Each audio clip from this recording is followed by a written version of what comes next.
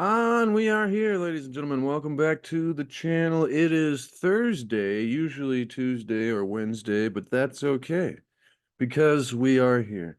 And today I thought we would do something like we used to do all the time and take a journey back to the Tao Te Ching and change your thoughts, change your life, and living the wisdom of the Tao. Because why? Well, I think Lao-tzu created an excellent collection of wisdom, what could be called the ultimate wisdom of the ages. That's what I like to refer to a lot of this classic spiritual philosophy as. But let me give us a refresher on Lao Tzu here. 500 years before the birth of Jesus, a God-realized being named Lao Tzu in ancient China dedicated and dictated 81 verses which are regarded by many as the ultimate commentary on the nature of our very existence.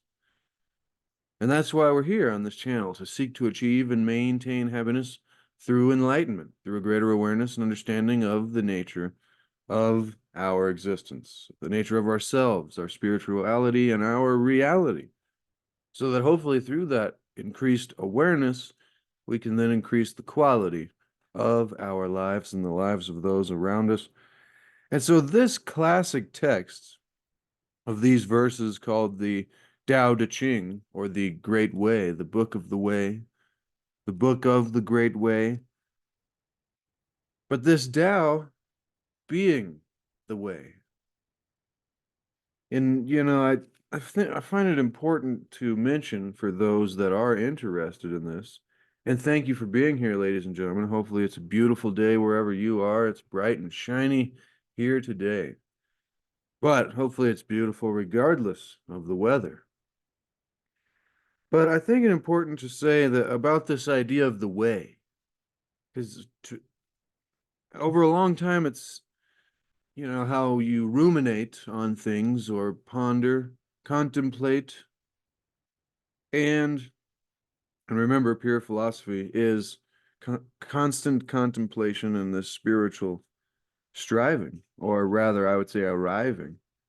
However, this way, and it is a guide path in order to live a certain lifestyle that will allow for a certain harmony with God or universe, or just to become one of those people that seems to be lucky, that shows up in the right place at the right time, or, avoids being in the wrong place at the wrong time, just by some mysterious coincidence that most people would call, oh, they're just lucky, or they just, it's just happened chance.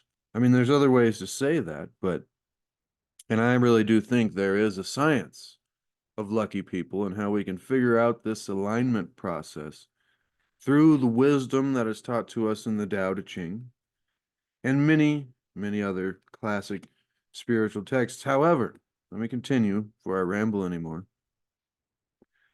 That's what I was getting at by the way there. There is this path or this flow, think of it like a river. You can get in the channel, you can get in the right flow to go with the river rather than pushing against it, metaphorically for life. However, the Tao Te Ching, or the Great Way, offers advice and guidance to us that is balanced, moral, spiritual, and always concerned with working for the greater good. It just says the good. I added greater there. However, Dr. Wayne W. Dyer has reviewed hundreds of translations of the Tao. In this book, he has written 81 distinct essays on how to apply the ancient wisdom of Lao-tzu to today's modern world. This work contains all 81 verses of the Tao Te Ching, compiled from Wayne's research on 10 of the most well-respected translations of the text, which have survived more than 25 centuries. Which is amazing to me because so much of this classic spiritual knowledge that sometimes goes against the system, so to speak, whatever system it be, whatever time we find ourselves. But it's amazing that some of these collections of wisdom and knowledge easily survive, and then other ones are lost and rediscovered, or even destroyed and lost entirely. Ah. Each of these 81 chapters is designed for actually living the Tao or the Great Way today, in a modern time rather than 2,500 years ago. But it is amazing, excuse me, about the Tao Te Ching that the wisdom applies to today. It's almost a timeless wisdom. But each of these concludes with a section that Wayne called Do the Tao Now. A way that we can do the Tao now. I mean, the 80th verse, the second to last verse or chapter that he titles Living Your Own Utopia, the challenge or the do the Tao now at the back there, as he says, devote a day to food. And he says, appreciate the mysterious intelligence that created food for our health and pleasure, and say a prayer or offer a thought with every connection to it. Going grocery shopping, cooking, planning a dinner party, being a dinner party guest, eating at a restaurant, grabbing a snack, having some popcorn at the movies, are just some of the opportunities to consciously explore that connection. See these food connections as a part of the endless Tao cycle and being in our own utopia. And so, let us go to the very first verse of the Tao Te Ching. It is Wayne Dyer entitled it Living the Mystery. And the very first verse of the Tao goes like this. The Tao that can be told is not the eternal Tao. The name that can be named is not the eternal name. The Tao is both named and nameless. As nameless, it is the origin of all things. As named, it is the mother of 10,000 things. Ever desireless, one can see the mystery. Ever desiring, one sees only the manifestations. And the mystery itself is the doorway to all understanding. The mystery itself is the doorway to all understanding. Just let that sink in for a moment. The Tao that can be told is not the eternal Tao. So in other words, God, the universe, Atum, force, grand organized design, Tao, whatever you want to call it. Because as it says, the name that can be named is not the eternal name. So if you can describe it and tell it to people, that is not it. If you have a name for it, that is also not the true name. Because as Hermetics has taught us, as well as the Tao, that it is all names. So therefore it has no name. It's either every name or none of them at all, which is paradoxical. Because it's both at the same time. So if you can tell us about God, that's not actually true God. That doesn't mean that we can't learn things from discourses on the nature of God, which is my ultimate passion, I would say. I don't know, it's weird, honestly. If someone were to ask me, why are you so fascinated and, really into this type of philosophy and, trying to discover the nature of reality and God and how to have a connection with that and use it in order to increase quality of life. Like, where did it, I don't know. Where did this come on? But the Tao, see, God, it, us, not that we are separate gods, but being a part of all of this, is both named and nameless.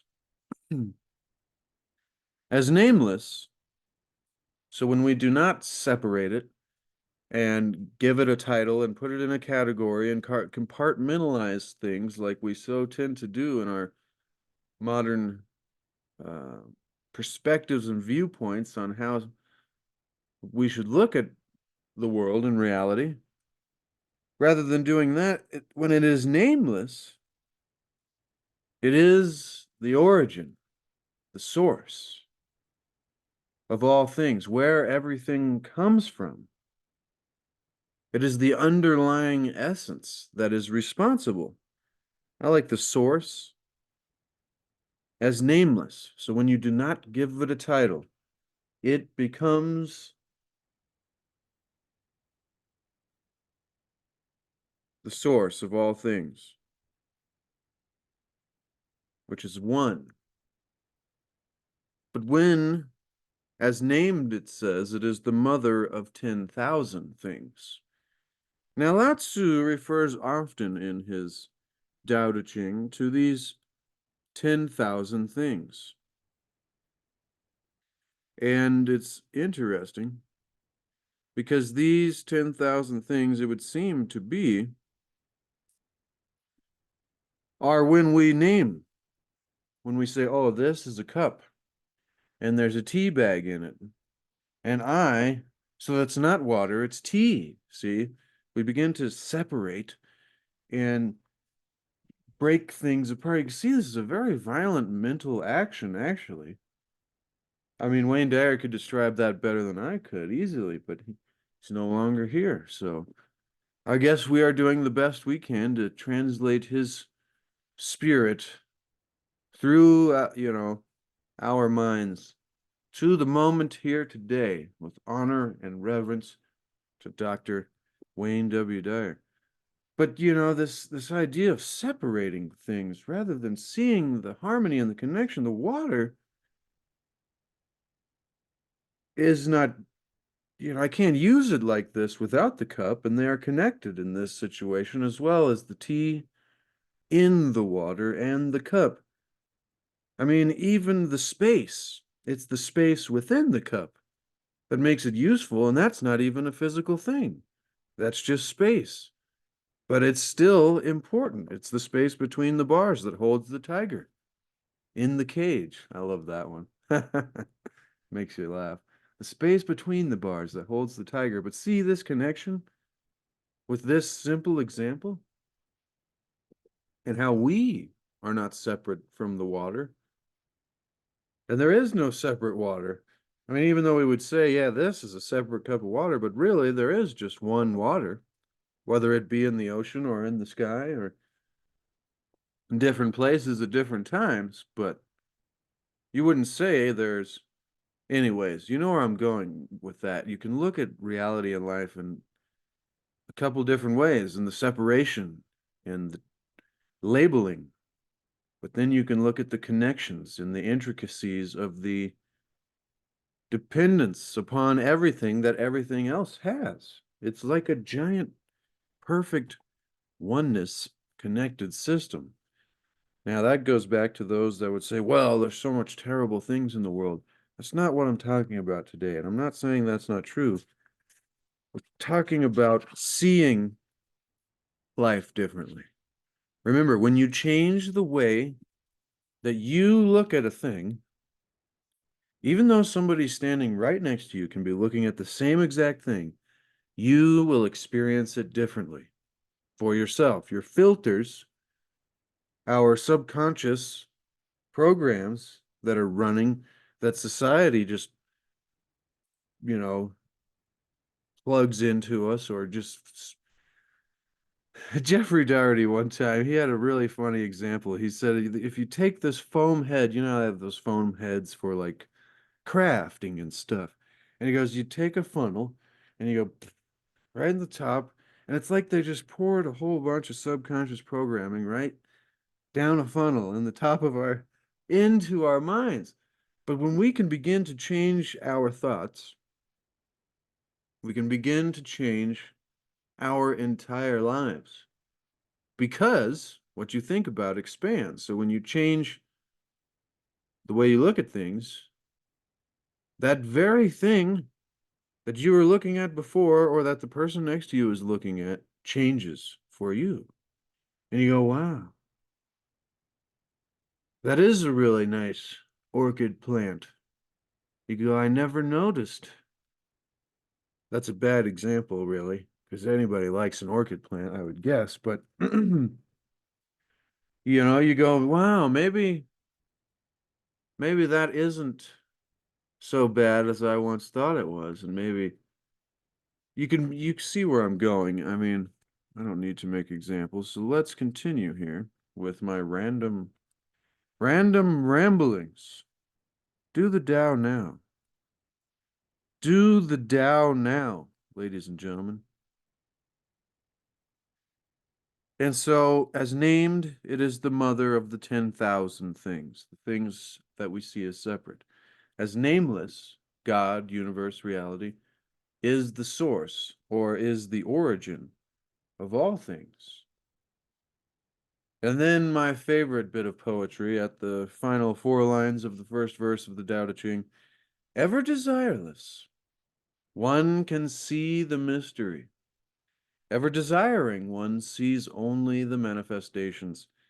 And this goes so much to Wayne Dyer's core teachings in his philosophy, which comes from many others, but is this idea of arriving rather than striving and pushing. And if you've been here on this channel before, then you know that I've talked about this plenty. The psychology of arriving rather than striving, because we're always in our life, and this is another, subconscious societal thing that until we go in and reprogram by purposefully choosing the thoughts that we want to have with new perspectives and greater awareness from creating a new awareness through this kind of practice and research and philosophy, is that we what I was getting at is arriving rather than striving. So often we're pushing because this is what we're taught. You have to get ahead and be the best and, really work hard to get anything at all. And so often we find ourselves constantly striving and striving. And that doesn't mean we don't achieve things. I mean, sure. Sure, when you work real hard, you're going to achieve a lot of things. But when you get there, do you know how to appreciate it? And most often, I would say 90% of the time for everybody in at least Western society, I'm over here in the United States, of course, but it seems to be pretty common for people to get stuck in this loop of you work real hard, but then you achieve the result and you don't know how to be there. We don't know how to appreciate it. It's when we get there that we're like, what? There's nobody. There's no bands, marching bands, and celebrations and confetti. I mean, sometimes you can try to make that for yourself, but even then, is it really satisfying? Are we really ever satisfied? And so this is the problem we get with striving and this idea of ever desiring. I mean, even the Buddhist philosophy was less desire, less suffering. So I love this last couple lines here because it teaches us this lesson in connection with seeing the Tao or seeing God in real life, in our lives.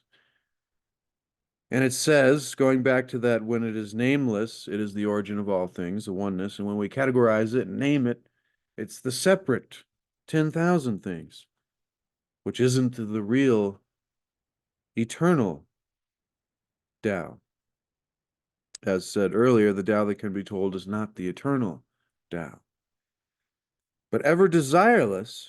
So if we are not desiring or pushing or striving, trying to put a container on this mystery that is God. I mean, that's why I'm so, I think, fascinated with this. Goes back to my earlier. If someone were to ask me, why are you so obsessed and fascinated with this God subject or this, but and it is a mystery, and it's been the ultimate mystery for humanity throughout our entire history. The ultimate mystery of history, you could say. But I mean, it would seem to me that every culture throughout all of our recorded time, throughout all, the entire realm, if you'd like to call it, the entire world, that we have always been trying to figure this thing out. Whatever we call it. See, once again, the name is irrelevant, but this God thing seems to be the most important, but yet most mysterious thing of our existence. So, I mean, if that is the case, why not try to figure it out? We're still here now, aren't we? We're still trying to figure it out, ladies and gentlemen. But ever desireless, one can see the mystery. And that is the real true lesson of the Tao, is it's like, quit trying to do it so much and just allow. Like when you stop going out searching and looking through the bushes and running through the forest or whatever it be. I mean, going to the grocery store or working at a office building, trying to find God. He says, the more that you push and strive, the more that it will elude you. But paradoxically, which is why the Tao is my favorite, along with Hermetics, is there's so many paradoxes, which are opposites than what you would think. Sure, people can explain paradoxes better. But it is just like that. It's like the more you push and the more you try to chase after it, it will escape you. But the moment you stop pushing and stop chasing after it and just sit back and allow, then it will come chasing after you in a way that you did not expect. And I mean, if you've heard talk about manifesting, it's very similar. It's the same kind of thing. It's a little more complex because it's not just you and the oneness. You're trying to align with physical reality through intention as well with, you know, that's a deeper subject. However, so when you are no longer pushing and striving, but rather allowing and being here, that goes back to the when you don't know how to be here and appreciate where you are, no matter what things you strive to, all the things you tell yourselves, like I always say at the end of these videos, is I want to have this much money and I get this car and that, or when I finally have this job or whatever I mean, there's always something else. And if we don't know how to be, how to arrive, how to be where we are here now and see God in all of our reality, that doesn't mean you're like looking for God, trying to categorize it or name it, because it literally is just all of it. Even the ability for you to be thinking that. I mean, just sit back and think Tao, or whatever name that for you most resonates with this field, this force, this energy that is the underlying essence of all things, including ourselves. If God is universal, then there is nowhere that it is not. And if there's nowhere that it is not, then it is within you and me and the birds and the trees and the rocks and the bees and everything else that we could possibly see But this was not meant to be poetry, as we are here describing living the mystery, ladies and gentlemen. Ever desireless, one can see the Tao, the mystery. Ever desiring, one sees only the manifestations. We don't really see the eternal Tao. We only see the 10,000 things that we seem to want to say are not the eternal name, are not God, Atum, universe. Great Spirit is another name for it. And then the greatest teaching at the very end of this first verse of the Tao Te Ching. In the mystery itself, so God itself, the Tao itself, and maybe the contemplation upon the mystery, is the doorway to all understanding. The doorway to all understanding. So in other words, if we really want to know of the things that are, as Hermes Trismegistus puts it, or the Egyptian sage god Thoth, there can be no religion more true or just than to simply know the things that are. I mean, that sounds pretty open-minded there to me. I like that. We're just looking to discover the things that are. We don't, we're not going to try to say certain things, or you can't look at this and, this is what you really want to. We just want to know it all. But that is a different. But remember, it says, and we said before already, that a pure philosophy, ladies and gentlemen, is a spiritual striving through a constant contemplation, a constant ponderation, a constant rumination, a constant thinking upon, to attain true knowledge of Atum, which translates to the one God, or what we've been describing, the Tao. And the doorway itself is the mystery. The doorway to understanding is this mystery. That's why I love those 4 lines. Ever desireless, one can see the mystery. Ever desiring, one sees only the manifestations. And the mystery itself is the doorway to all understanding. Now, I'll read some of what Dr. Wayne Dyer had to say here in his little essay about this before we leave it for today. And once again, thank you. I love and appreciate each and every one of you that spends time here with me and Dr. Wayne W. Dyer and Lao-tzu and Hermes and Thoth, all the wonderful authors and poets and mystics and sages of the ages, ladies and gentlemen. I really do appreciate you, though. Means a lot to me. Wayne Dyer says, living the mystery, quote, and once again, we're reading this for purposes of teaching and commentary and expanding the mind so that we can increase our awareness. And through that awareness, we can increase the quality of our lives. In this opening verse of the Tao Te Ching, Wayne Dyer begins, Lao-tzu tells us that the Tao, quote, is both named and nameless. It sounds paradoxical to our Western intellect, and it is. Paradoxical thinking is embedded in Eastern concepts such as yin and yang, or the feminine and the masculine, and where things are comfortably described as both this and that. Once again, it goes back to us wanting to separate and categorize things. This cannot be that. The cup cannot be the water, right? But remember, there is a union, there is a connection. You don't comfortably described as both this and that. See, we in the West, by contrast, tend to view opposites as incompatible concepts that contradict each other. Yet this book is asking that we change our ingrained ways of thinking and see how our lives change as a result as well. The Tao is unknowable, unseeable. He calls it an unknowable and unseeable realm.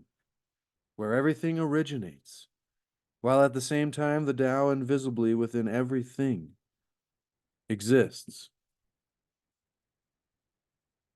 When we desire to see this invisibleness, this mystery, we attempt to define it in terms of the outer world of form, separation, this and that, this or that. What Lao-tzu calls the 10,000 things. He counsels us that letting go of trying to see the mystery will actually allow us to see it. See, there is the paradox once again. If we let go of trying to see it so much, then that's when we'll actually see it. I mean, I almost feel like your eyes get like blurry. You're like, whoa, everything's just melding into a oneness that's all in harmony and connected. Wow. I mean, it probably could be a very interesting experience, or it could be a very mundane, normal experience. But he counsels us that letting go of trying to see the mystery will actually allow us to see it. Or as I like to think of it, let go and let God. Let go and let God. But how can we do that? Dr. Wayne Dyer asks, and we're asking the same thing. Well, one way is to permit ourselves to practice more paradoxical thinking. That is a powerful recommendation there. I haven't heard that line in a very long time, ladies and gentlemen. Practice more paradoxical thinking by recognizing that desiring or wanting and forcing and pushing and striving and desireless or allowing are different and the same. Rather like the mysterious ends of a continuum. That is a good example there. If you have just this never-ending line that goes one way or the other, even though the ends are on totally separate ends, if it is just a never-ending continuum, then both ends are technically the same. Desiring is the physical expression of creating conditions that allow us to be receptive. That is, it's in the world preparation for receiving. According to Lao-tzu, wanting to know or see the mystery of the Tao will reveal evidence of it in a variety of manifestations, but not the true mystery itself. See, so you will see it in the 10,000 things, but you will not get the underlying. He said it really well there. The wanting to know or see the mystery of the Tao will reveal evidence of it in a variety of manifestations, but not the true mystery itself. But this, Wayne Dyer says, is not a dead end. From this ground of desiring, the flowering of the mysterious Tao can begin to grow. It's as if wanting transforms into this through practice and spiritual philosophy and working on this rather than striving. This striving and desiring can become and transform into effortless allowing. Desiring, one sees only the manifestations. Desireless, one can see the mystery itself. When we tune in to what Lao-tzu is telling us, it becomes readily apparent that our world produces abundant examples of this paradoxical process. Think of gardening and desiring those luscious homegrown tomatoes or spring daffodils, ladies and gentlemen. I now remember why Wayne Dyer's my favorite. Because every time I'm getting into this, I enjoy the heck out of it. This is fantastic. I'm loving it. So hopefully you are, ladies and gentlemen. If you're getting value, thank you so much for being here. Consider subscribing and share this with somebody who is like-minded, help support the work we do here. But really, think of gardening. And this example of how this paradoxical process with our desiring and trying to force reality works. He says, think of gardening and desiring those luscious homegrown tomatoes or spring daffodils. Allowing them to grow is ultimately what happens. And I'll add, allowing them to grow is ultimately the only way the process works at its peak efficiency. Now, that doesn't mean that we aren't excellent stewards or tenders to it. I mean, this was described in Hermetics as the purpose, like, what's the meaning of life? That ultimate question. And Thoth, or Hermes Trismegistus, was like, well, Asclepius, he said, all the really, our very purpose is to see God in reality and then honor all of it with reverence and piety, which thing hopefully we shall not cease continually to do, and then simply to tend to it and keep it well.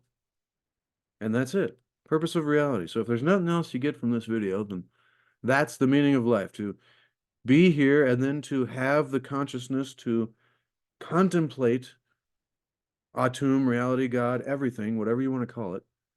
Remember, the name is not the eternal name.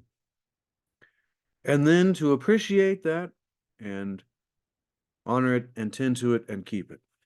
Now, let me continue, because this is a very great example. When we tune in, go back a little bit, what Wayne Dyer was saying here. He says, when we tune into what Lao-tzu is telling us, it becomes readily apparent that our world produces abundant examples of this paradoxical process of how allowing actually causes the flowering of the mysterious Tao, rather than the pushing and the forcing.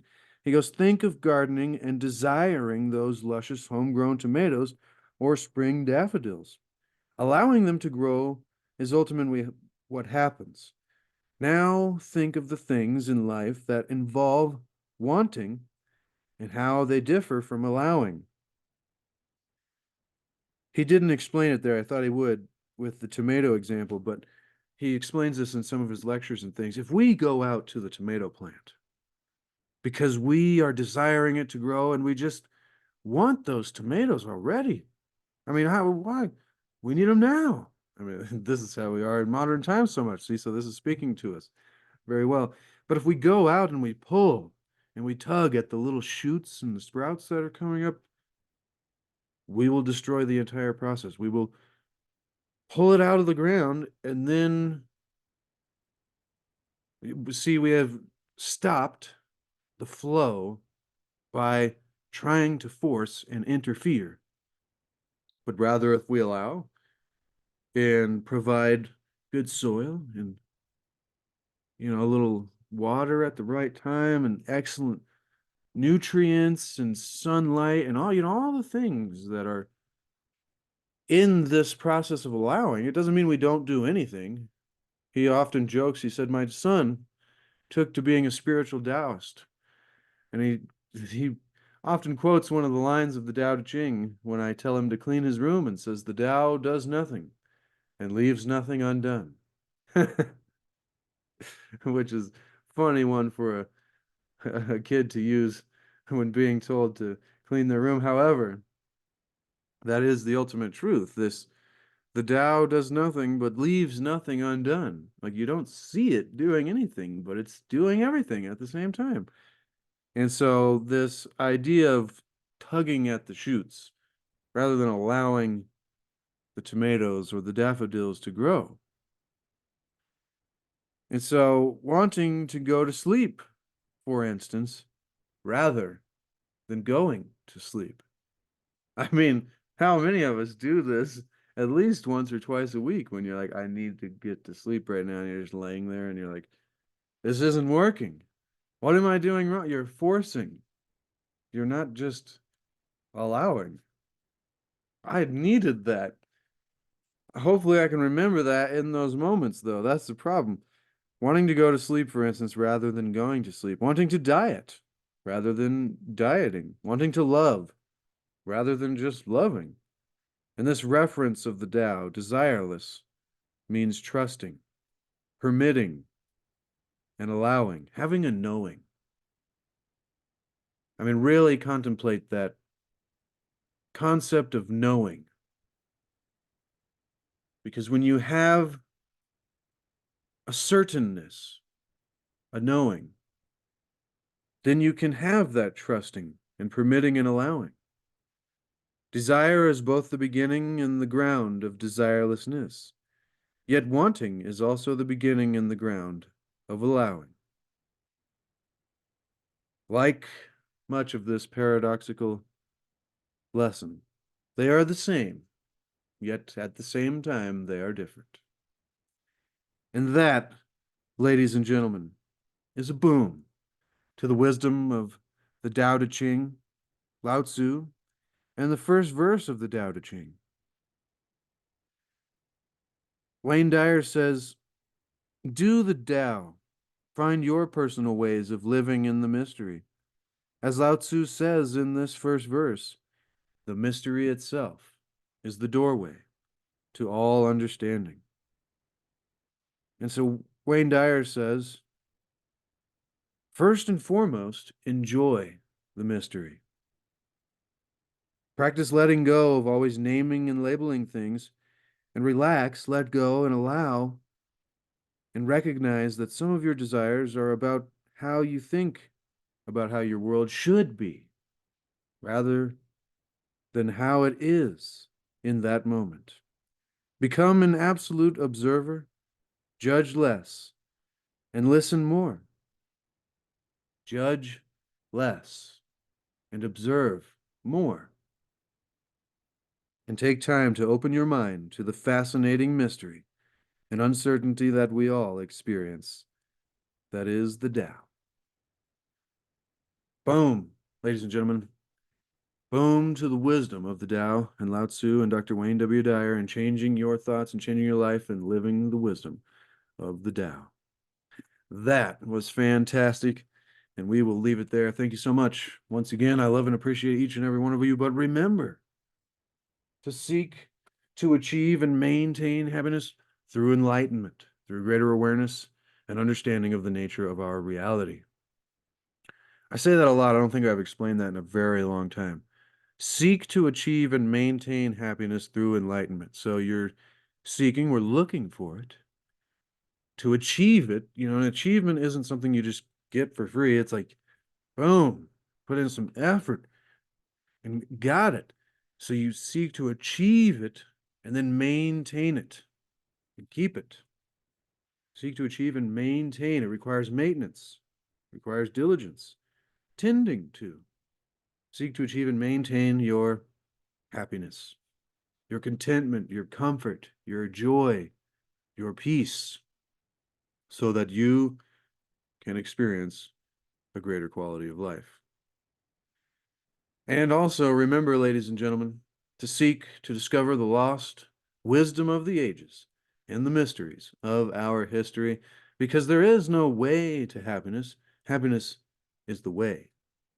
So if we can begin to create the ability within ourselves to bring happiness, love, the Tao to life, then all those things we've been telling ourselves, oh, when I get this much or when I have that, become irrelevant, because then we are there, and then the entire journey is wonderful.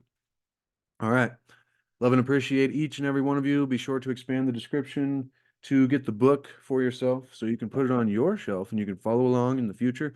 There's a link, Amazon link, that is an affiliate link. I think I've made like 5 cents in the 5 years I've been doing this. But that's not a big deal. The 5 cents that I would get is far less important. I mean, I could have a nickel around here anyway, but if you actually have the book, that's worth an indeterminate amount, ladies and gentlemen. I think far more important. And also a link to my landscape paintings in my Etsy shop, as well as C60 Purple Power, the most powerful antioxidant known to man. Give yourself the gift of health, ladies and gentlemen. All right. I love and appreciate each and every one of you that watches these videos, as well as those of you especially who join me in the live chats in the premieres. It's always fun to say hi and see who's watching and go back and forth, because without that, I honestly have no clue if nobody comments who watches these videos.